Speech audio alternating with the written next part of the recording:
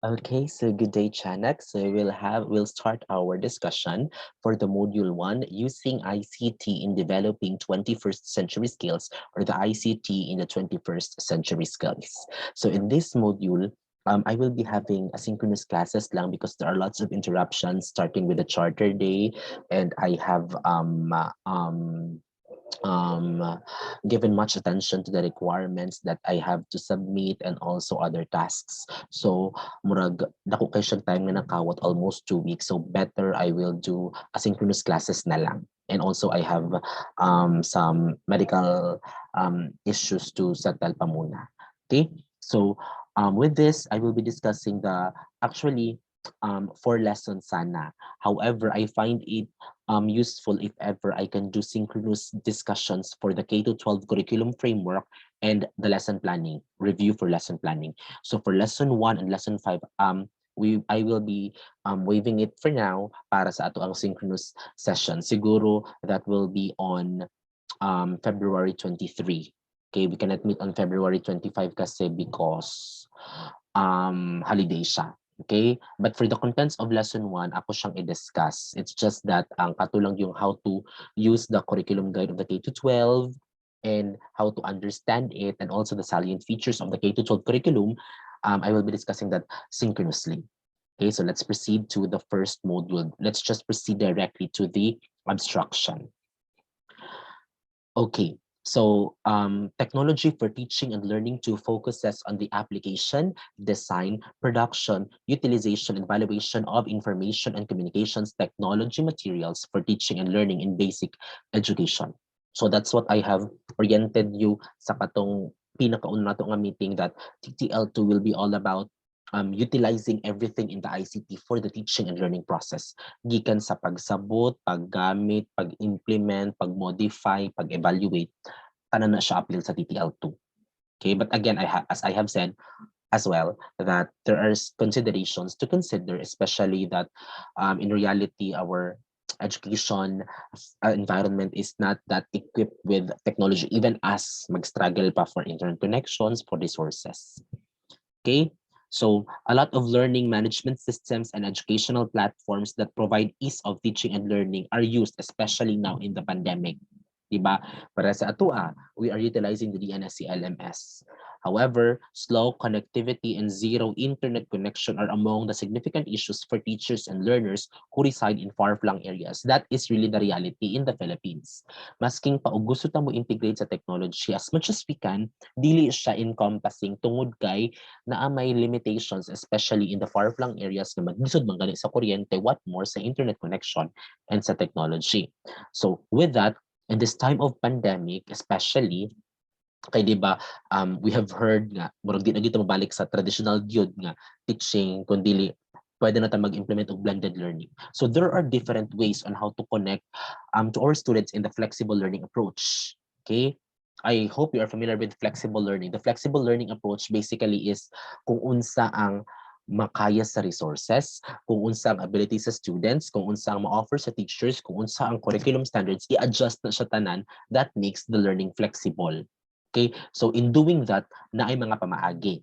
Okay, flexible learning first is one of the teaching strategies to adapt the ability of the learners through pace, place, and mode of education. So mo to kung giingon, mag-adjust ang way of teaching kung unsa ang pace, unsa kapaspas ang estudyante, ang lugar nila, ang mode, ang pamaagi sa pagtudlo. So that is flexible learning. Okay, so with PACE, for example, students may take augmented lessons or engage in a designed learning activity to meet the required time which is adjusted to their learning. So pwede ang bata mo pili nga mag-modular, pwede ang bata magpili og kanang online jud. Okay, di ba ginabuhat na siya sa some of the big high schools in the Philippines. Okay, offline technology.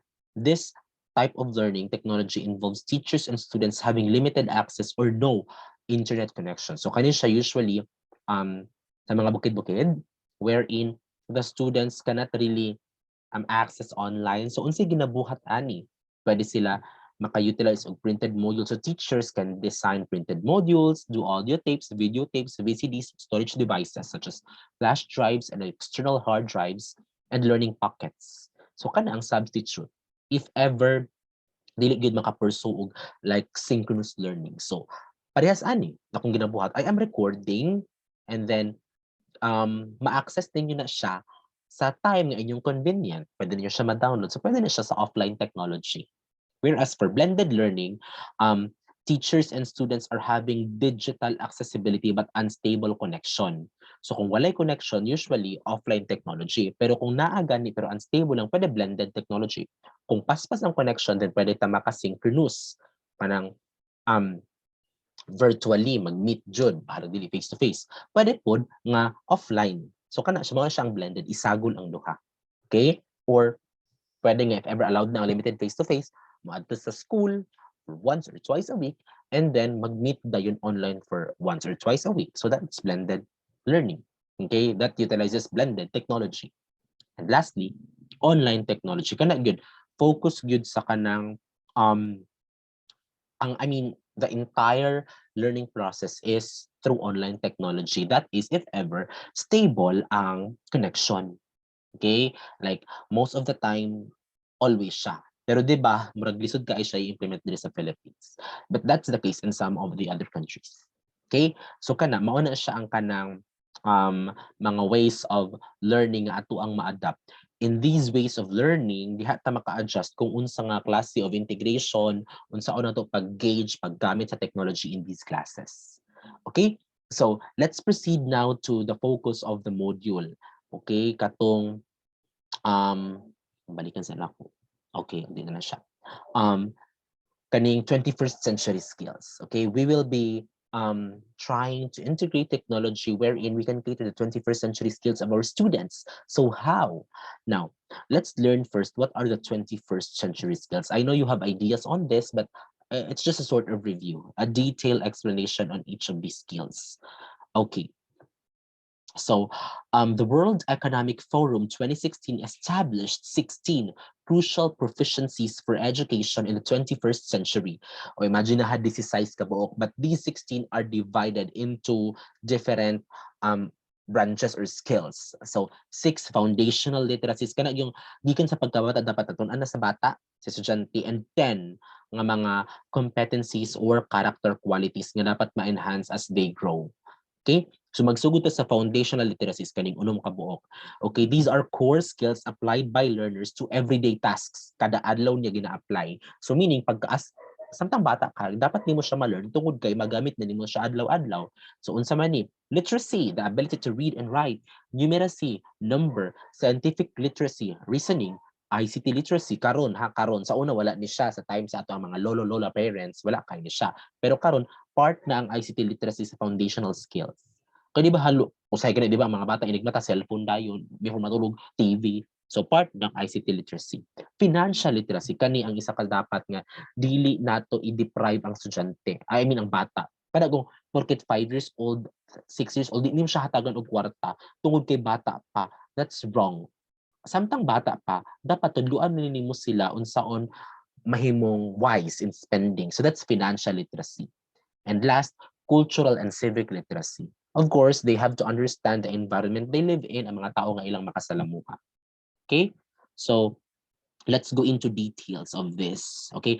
With the ICT integration, before we go into details, with the ICT integration, foundational skills are required for traditional academic learning. The basic knowledge where common learning tasks and specific alignment of skills are simply put into efficiency and cost effectively. With the emerging technologies that go beyond the traditional way of learning, core skills must be prerequisite of learning. So tungod kay naay technology, mahimo siyang efficient, mas dali sa bata mo sabot unsaon pagbasa, unsaon pagbilang tungod kay guided naman sa technology. Di ba usahay kung magtudlo ka sa bata sa atong mga inyong mga manghod kung unsaon pagbasa or pronounce sa mga letters, pagbilang, di ba na TVs nga mag-guide or na technology kay para dali nila ma-engage sila at the same time mag-learn sila efficiently.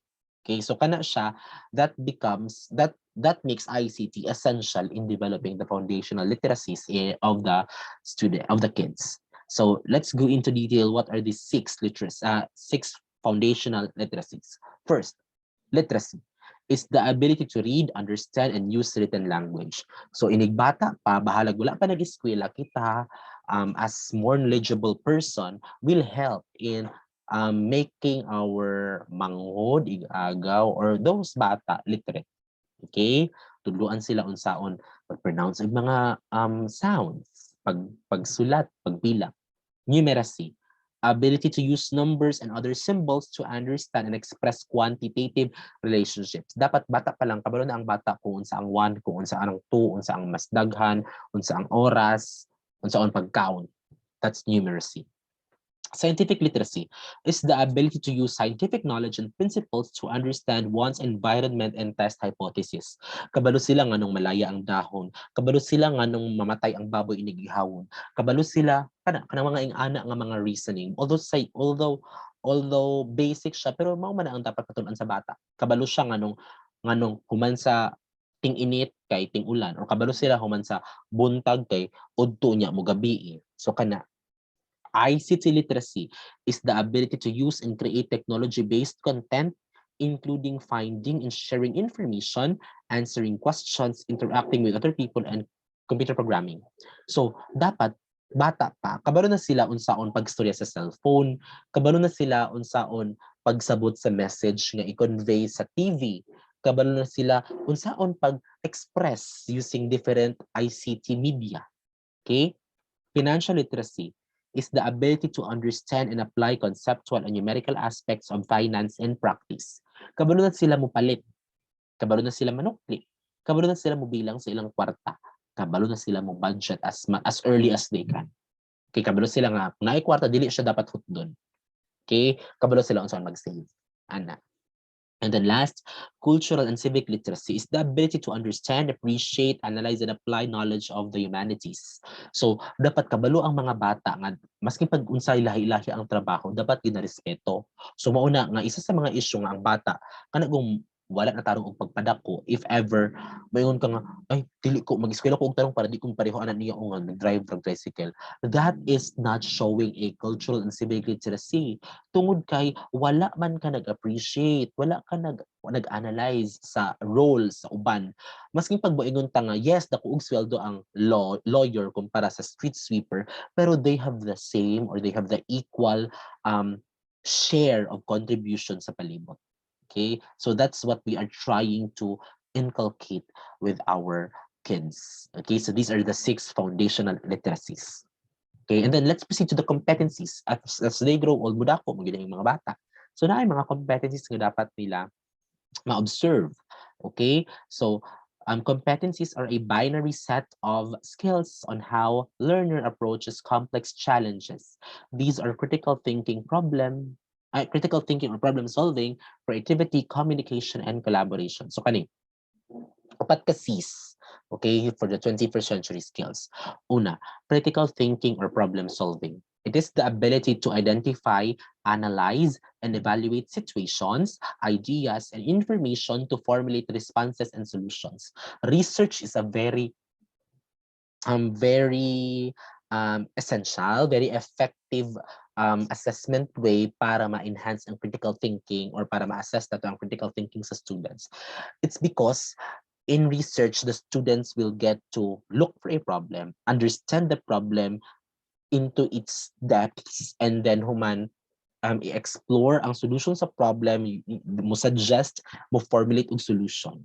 Okay? So kana that's critical thinking. Sa mathematics, daghan kayo na siya. Okay? Unsaon paggamit sa mathematical concepts in real life situations. That's critical thinking and problem solving. Next, creativity. It is the ability to imagine and devise new, innovative ways of addressing problems, answering questions, or expressing meaning through the application, synthesis, or repurposing of knowledge. So, ang creativity, di lang na siya kay how mo drawing gwapo siya, creative ana. Di lang na siya about designs. It's all about thinking po nga maka-innovate sila. Naana diha, example, sa critical thinking and problem solving, we give solutions. But if ever the solutions won't work, we are creative enough to devise another. Anak good? Murag, dili ta, tungod sa atong creativity, we can make everything, or we can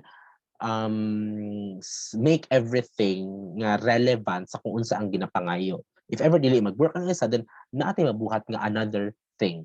That's creativity. Creativity. Next, communication is the ability to listen to, understand, convey, and contextualize information through verbal, non-verbal, visual, and written means. So ang communication is, although wala siya gibutang sa foundational literacy, di ba? It's because ang communication, part naman sa literacy ang they can speak. But sa communication ng is that the students will really know how to express. Ang uban mangod kay, di kabalo maminaw, di kabalo mo sabot, dili kabalo mo istorya, di kabalo mo padayag mo convince. So dapat kabalo ka makig-communicate. May it either be verbally or non-verbally. Okay? Collaboration, it is the ability to work in a team towards a common goal, including the ability to prevent and manage conflict. Kanang working harmoniously. So masipag mo intag introvert ka, pero dapat kabalo gihapon ka if ever butang ka sa situation nga igrupo ka, kabalo ka ma-interact. Because in reality, you cannot work, no man is an island, di ba? Sa pagpanrabaho sa business, mo interact jud kag tao. So part diha ang collaboration. So these are the 4 C's needed in as a citizen nga magamit nimo as you grow. And then we also have character qualities, uron ni siya kabuok. Okay, so character qualities are another set of social and emotional learning skills in which learners approach their changing environment. These skills include curiosity, initiative, persistence or grit, adaptability, leadership, and social and cultural awareness. Let's discuss this one by one. Curiosity. It is the ability and desire to ask questions and to demonstrate open-mindedness and inquisitiveness. Kanagong dili lang kamo conform, okay, hatagan ka ing ani. Pero dili ka nga kung unsay gihatag sa imo mao na lang pud na. Kung pakaunon kag tae, pakaunon mo kag tae. Dapat naa kay kanagong sense of reflection nga tama ba ni? Okay na ba ni? Manguta na pa kaya ko. Pwede kong clarify. Kana good or pwede ko mag-explore pa. That's curiosity. It's your ability to dig more, to accept something, to accept new ideas, and to ask. That's curiosity. Initiative. It is the ability and desire to proactively undertake a new task or goal. So, kanagong kung feel ni mo need ka, di ka maghulat nga tawagon ka. Dapat ikaw mismo magkusa. That's initiative. So, kung kinahanglan ka sa palibot, you make a move. Or kung kinahanglan ang imuhang skill, feeling nimo wala sa grupo nga nga makaya na siya, then kabalo nga makaya nimo na, then do that, or you initiate. That's initiative. Persistence or grit, ability to sustain interest and effort and to persevere to accomplish a task or goal. Ang persistence or grit, kanagong masipag lisod, di ka mo undang dayon, di ka mo give up, kung dili magpadayon ka.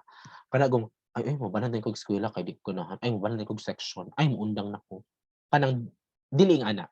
That's not showing persistence. That's not showing grit. When you have developed persistence or grit, masking pag lisod, i-try nimo, i-push through nimo siya. Okay? Di pa ka siguro mo give up if ever you have given all. Okay? Pero as much as you can, you um you you you deal more on that pa. Okay? Adaptability, ability to change plans, methods, opinions, or goals considering new information. So if ever makita nimo ay di man ni siya mao, example ha na kay na prepare karon tapos pagka next year kamo teacher nakabuhat na kay ani tapos next year mao gyapon imong load. Nya mao lang gyapon imong gina-implement hantod sa 10 years ta kag turo-turoan ang subject. Wala kay adaptability because you are not trying to kanang utilize what is given. Pero alam mo yun, no calculator. Mas pag gamit na kay ang cycle, di gyapon nimo sila pa calculator ron. That's not showing adaptability. Adaptability is trying to make sense of the new things. Okay? So kung naay nag-emerge nga calculus, gigamit nila siya for mathematics purposes, then paggamitin nimo sila og calculator. Okay? Pwede guro sa sugod dili pa, pero dili gid pwede nga sa tibuok activity nimo or tibuok kanang tibuok nga duration, di gid nimo sila paggamiton. That's not showing adaptability. Leadership, ability to effectively direct, guide, and inspire others to accomplish a common goal. Kani, dili porket kanang ulawon ka di nakakabalo mo lead. Isa ni sa mga problema sa mga estudyante, even kamo, pwede mo makapamalandong kung if you have been a leader. Dapat naagi opportunity nga ikaw ang mo take lead. Tungod kay dili man lang gud pwede nga kita lang tanan ang kita lang ang i-lead. Dapat man gud kita pod ang mo lead kay naamang guti other ways of managing of letting the group perform. So kita pod gamiton nato kung sa tong kaya para maka-contribute. Okay, kay after all, if ever mahuman na ka, kung magtukod kag imong business, dapat mo lead ka as manager. Sa work, if ever butang ka ani nga designation, dapat maka-lead ka. Okay, and then last, social and cultural awareness, ability to interact with other people in a socially, culturally, and ethically appropriate way. So mura ni siya katong sa foundational literacy good nga civic and cultural literacy. Murag more deep lang siya kay murag dako na imong pagsabot. Worldly na imong pagsabot, nationally na imong pagsabot. Okay? So these are the top 10 skills tanawa kung atong i-compare unsa nga mga skills ang gina-value karon sa year 2020 versus the year 2015. If we can see, di ba, ang complex problem solving for the both years gina-value gina siya. But as we can notice, di ba, ang coordinating with others, people management, naani siya taas nga pagtagad sa 2015. Okay, pero karon mas gina-emphasize na ang critical thinking, creativity. So, if ever gusto ka nga kanang mag-perform sa karon nga time, dapat mas ma-enhance ang imuhang ability to solve problems, critical thinking, creativity before ka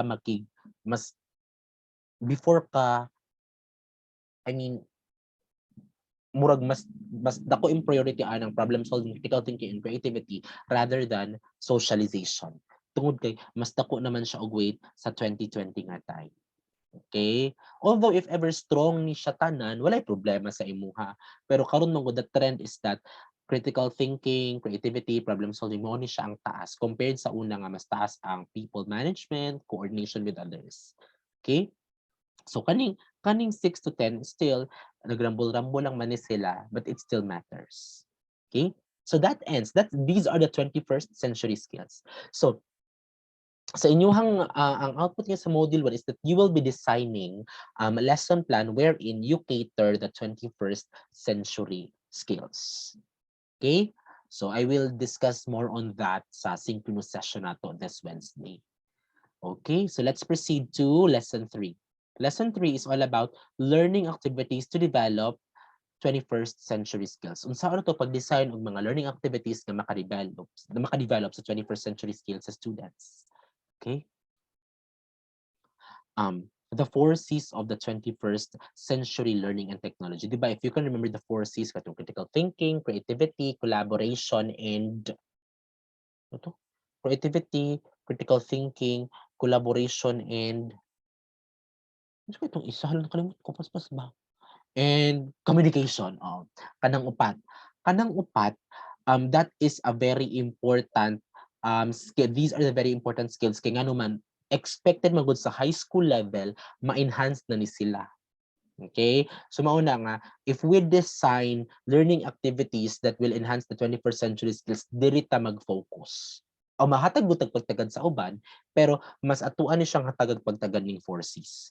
The key competencies of the 21st century skills are identified and recognized by the many reputable organizations and scholars, not only in an educational setting, but in the whole world of real work and life. So, Kivunja 2015 viewed that 4 Cs are super skills for the 21st century skills. Kaninong upat kasi, super skills ni siya. So if ever naakaaning upat kasi, it is expected that you are well equipped. Okay, you are a well equipped citizen.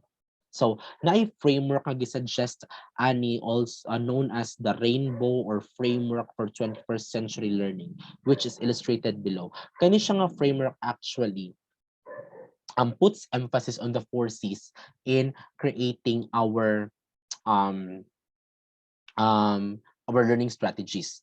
Okay, the 4 C's, also known as learning and innovation skills, are placed at the apex of the rainbow or framework for 21st century learning in order to provide learners the skills and attributes they need each they each need to meet their own goals. Diba? As you can notice, ang forces naa sa taas, kaning color orange. Nganong naa siya sa taas, tungod kay mauni ang dapat nilang ma-achieve at that level. Okay? Kani ang pinakataas nga level nga dapat nila ma-achieve. Critical thinking, communication, collaboration, and creativity. But also, kinahanglan gihapon ang life skill. Okay? Life and career skill. This will supplement the 4Cs and also the information, media, and technology skills. Okay? But for us to attain all of these, kaning blue, yellow, and violet, kinahanglan ang pinaka-basic, the 3 Rs. Reading, writing, and arithmetic. And also the 21st century things, katong mga foundational literacies. Okay? But these all can be polished with standards if ever we observe the standards and assessment, curriculum and instruction, professional development, and learning environment. Okay? So, on the right portion, o kato na akong yaw-yaw, on the right portion, right, di ay kaning violet. On the right portion is the information, media, and technology, or the IMT skills. So, these play in the context of nowadays trends and phenomena. Okay, in this world, digital tools and resources printed rapid growth and change the development of humanity. So, unsay pasabot aning IMT skills? Unsay pasabot aning information literacy, media literacy, and technology literacy? What are the difference of these? Okay? So, mo ni giingon ni Stouffer, 2020. Ana siya, information literacy involves understanding facts, figures, statistics, and data. Kanagong unsaon pagkuha og information sa stimulus nga gi-present sa atoa. Kung mutan tag graph, makasabot ba ta? Kung mutan tag mga figure, makasabot ba ta? Kung natin makita nga image, makasabot ba ta? If ever makasabot ta ana by looking into these, meaning we have the information literacy. Ang media literacy, understanding the methods and outlets in which information is published. So, kabalo bata, um, sa media, kabalo bata unsaon paggamit sa, kabalo bata unsa ang mga messages nga ginapaabot sa social media. Kabalo bata kung asa didto ang tama or mali. Kabalo bata kung asa ta mo adto if ever gusto ta makakita og mga videos. So that's media literacy. Kabalo ta mo tan-aw kung unsay gamit sa mga butang sa technology. That's media literacy.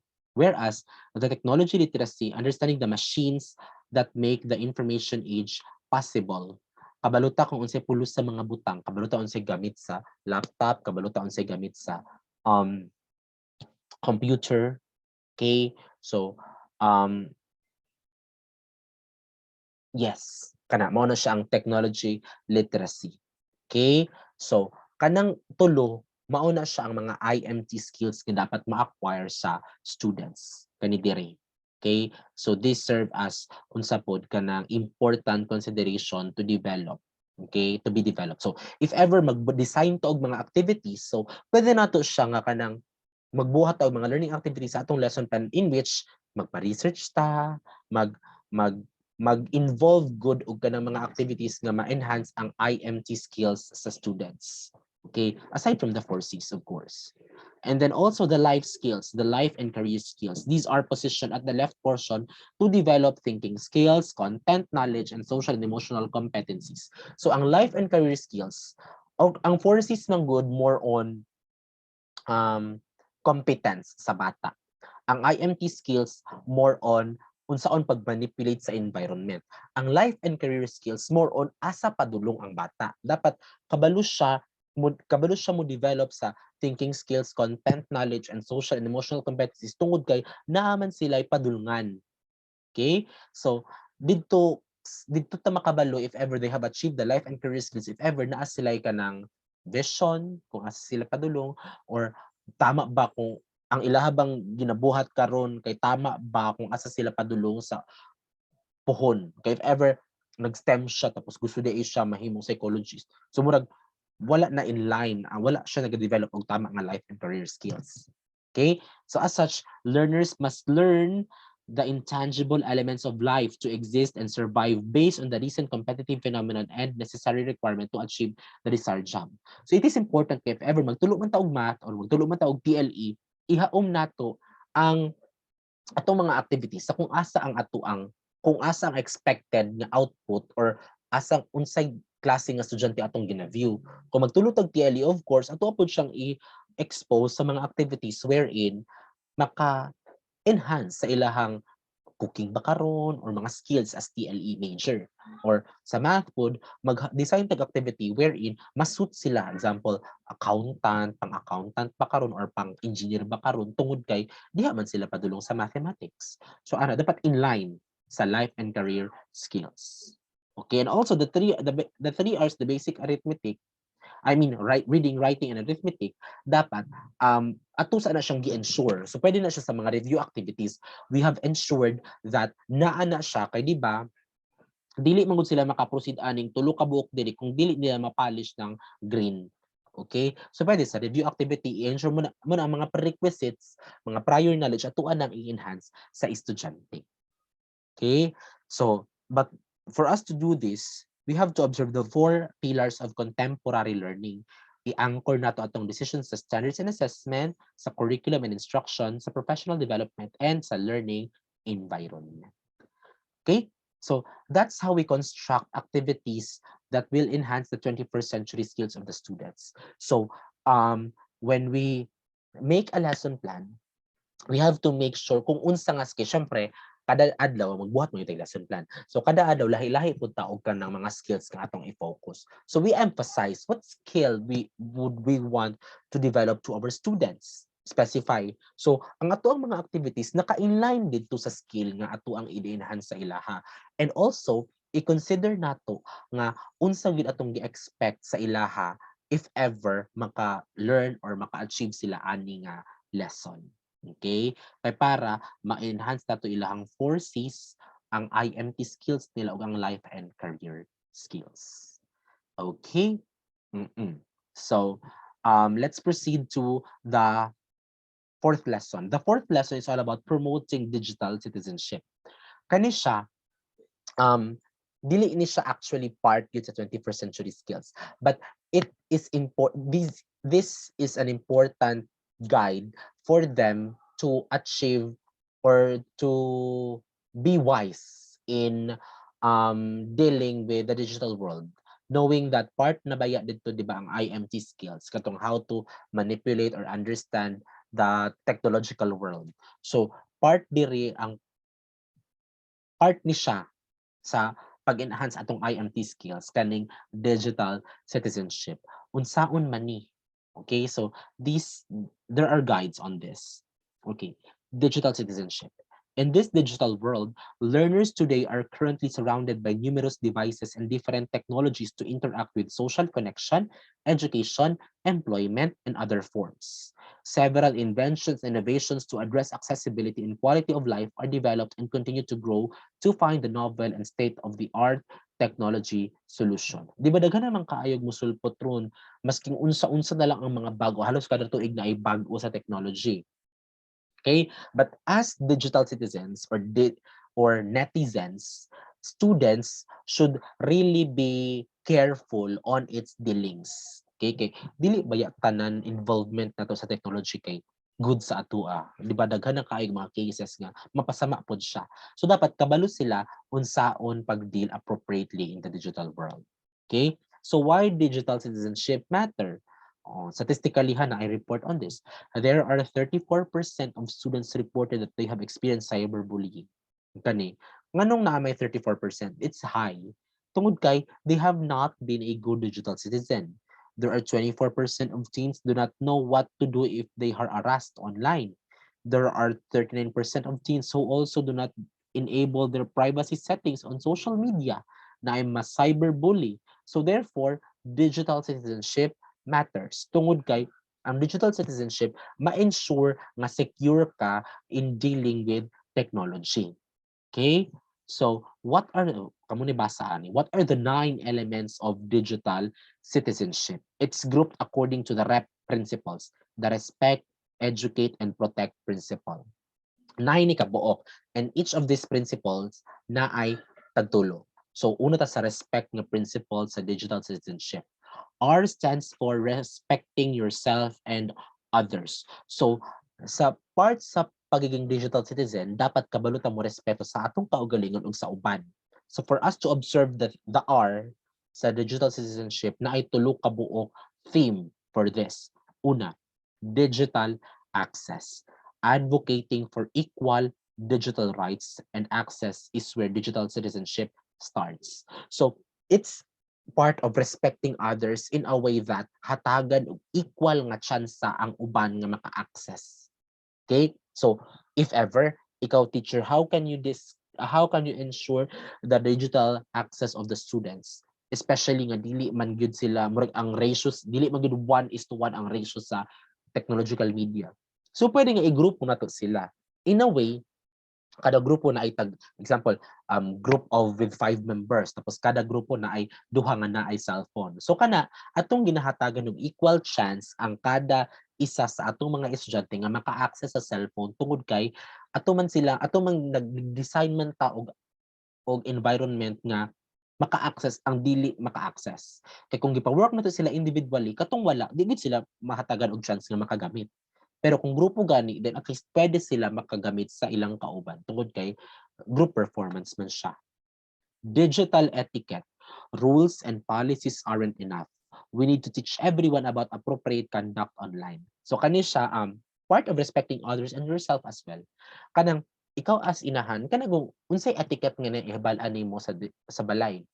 Dili mangaway, dili mamalikas, dili maningka, ana. Kana siya, if you gauge that into online, then that's digital etiquette. Unsa man ang dapat ikaw, kung ako teacher, unsa ano ko pag-ensure sa digital etiquette sa mga bata, akong pahinumduman. Okay? Dili mo magpataka og post, dili mo magpataka og share sa uban, dili mo magpataka og kanang away, ayaw mo magpataka og comment, ayaw mo pag pamalikas. Ana, that's digital etiquette. And then last, digital law. Users understand it's a crime to steal or damage another digital's work, identity, or property. Ang difference aning digital etiquette is that ang digital etiquette magod pwede siya walay basis. Kanagong atoan lang huna-huna, atoan na lang common sense nga mao ni siya ang tama, mao ni siya ang mali. Pero ang digital law man is guided by naka-state gud siya nga standards. Naagi Republic Act mo support, pares anang dili ka pwede mangutya og answer sa uban because it's plagiarism. Dili ka pwede mag-post og mga stolen pictures online kay that's unsa na siya cybercrime law. Kana siya. That's part of respecting others and yourself. So mao na ang tulo ka themes for the respect principle sa digital citizenship. Next, the educate principle of the digital citizenship. E stands for educating yourself and others, which includes learning in the classroom, at home, and within the community. Okay? So, ang E diri is kanang murag pagtuon, makatuon ta og magtuon tun-an po na to ang uban, ana. Okay, so unsa man ning tulo ka book themes under E? Digital communication. With so many communication options available, users need to learn how to make appropriate decisions. So when we post as a teacher, so ano na ko ni siya pag-ensure sa digital communication. So ako silang hatagan og tama nga avenue to communicate with me. Like mogamit na sila og messenger, unsa nga oras, kana siya, tugluan nimo sila kung unsa ang tama nga pamaagi sa pag-communicate online. That's digital communication. Okay? Digital literacy. Need to teach students how to learn in a digital society. So tuluan nimo sila unsaon pag kanang filter sa information, unsay tuuhan, unsay dili dapat tuuhan, unsay dapat i-post, unsay dili dapat i-post, unsay tama, unsay mali sa online world. That's digital literacy. And then last is digital commerce. As more purchases are made online, students must understand how to be effective consumers in the digital economy. Kani siya more of educating yourself. Tama ba nga mag-install kag mga application apps? Tama ba nga magsige ka og kanang Food Panda? Tama ba nga magsige kag Shopee? Okay? Dapat tudloan nimo sila unsaon mag-purchase online, or tama ba nga kani imong palitan nga seller? Sure ba ka nga tama ning nga di ka unsa na siya mabudol anang imong ka-interact. Okay, that's educating yourself. Digital commerce. Last is the P. P is for protecting. The last principle is protecting yourself and others, which includes protecting identity, information, and ideas. So, naitulo ka buok theme under this. First, digital rights and responsibilities. Inform students of their basic digital rights to privacy, freedom of speech, etc. So, atong iingon as teacher, akong iingon sa mga bata unsa ilang mga katungod. So, naay Data Privacy Act, naay freedom of speech. Unsa to ang mga ilahang katungod nga if ever i-violate sila, kabalo sila unsaon pag-protect sa ilang self. That's digital right and responsibility. Ug kabalo pud sila nga if ever makalapas sila or mabuhat nila mabuhatan nila og mali ang uban, kabalo sila kung unsa ilang na-violate. That's digital right and responsibility. You are educating them what are the basic rights as digital citizens. Next, digital safety and security. Know how to protect your information from outside forces that might cause harm. Students must guard their tools and data. Kaning digital safety and security, dapat i-orient nimo ang mga bata who to interact with. Kabalo ka, dapat ang as teachers, you expect your students nga dapat dili sila magpataka og reply, dili sila magpataka og open og mga softwares tapos mga virus di ito or mo-hack di ito sa ilahang mga accounts. Kana siya, that's digital safety and security. And then last is digital health and wellness. From physical issues such as a repetitive stress syndrome, the psychological issues such as technology addiction, students should understand the health risks of technology about achieving a balance between the online world and the real world. So, dapat tudluan nimo ang mga bata nga dili lang pod puros ka digital tanan. Naagyapon mga world kung asa ka nag-exist nga dapat ka makig-interact. Okay? Naa kay mental health, physical health, spiritual health nga dapat i-observe. Okay? So kana, these are the 9 digital citizenship elements nga dapat mahibalaan sa estudyante for them to be able to interact in the technology and also to contribute in the development of their 21st century skills. Okay? So as I've said, o kani, you unsa na lang ni siya, you understand this kung kanus itudlo primary sa middle school or sa high school ba ang mga elements of digital literacy. Now, kaning lesson 5, I won't be discussing this asynchronously kay dapat na ta mag-meet ani online. Okay? For now, this is all for module 1. So we're done discussing some contents of lesson 1 and the contents of lesson 2, 3, and 4. So we'll meet each other for a synchronous class, for the synchronous class later this week. Okay? So thank you so much, and I hope you have understood something. If ever you do have queries, just feel free to raise it for our synchronous sessions. Okay, thank you so much, mga Chanaks, and good day.